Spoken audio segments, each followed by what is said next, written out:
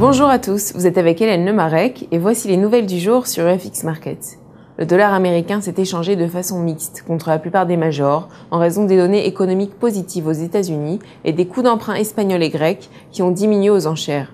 Wall Street a clôturé en positif compte tenu que l'indice S&P et le Dow Jones se sont respectivement accrus de 0,36% et de 0,48%. Le pétrole brut s'est élevé de 1,3% pour le deuxième jour consécutif et clôture à 100,80 $ le baril grâce à une hausse de la confiance des investisseurs allemands et à la France qui insiste sur l'accélération de l'imposition de l'embargo aux exportations de pétrole iraniennes. L'or a reculé de 0,20% pour clôturer à 1651 $ l'once. L'euro s'est apprécié pour la première fois en 3 jours contre le dollar américain car les coûts d'emprunt espagnols et grecs ont baissé aux enchères, atténuant l'inquiétude que les pays les plus endettés auront des difficultés à financer leurs déficits. L'indice de la confiance des investisseurs allemands du centre ZEW de recherche économique européenne a progressé à -21,6 depuis les -53,8 en décembre. La tendance de la paire continue baissière tant qu'elle se situe en dessous du niveau de résistance de 1,2810. Globalement, la paire dollar-euro s'est échangée à un minimum de 1,2663 et à un maximum de 1,2808.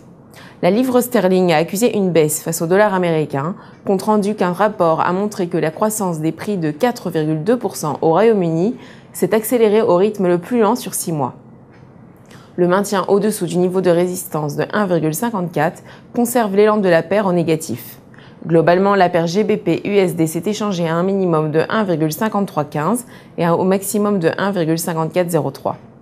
Le yen a été invariable par rapport au dollar américain, suite à ce que la paire ne se soit pas parvenue à briser son niveau de support de 76,60.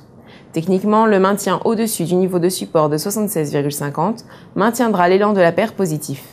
Globalement, la paire dollar-yen s'est échangée au minimum de 76,59 et au maximum de 76,86. Le dollar canadien a maintenu inchangé sa parité avec le dollar suite à ce que la Banque du Canada ait conservé son taux d'intérêt directeur à 1%. La tendance de la paire continue baissière tant qu'elle se situe au-dessous du niveau de résistance de 1,0180. Globalement, la paire dollar-dollar canadien s'est échangée à un minimum de 1,0111 et à un maximum de 1,0172. Merci de votre écoute. Bonne journée. Pour plus d'informations, consultez-nous sur www.ufxmarkets.com.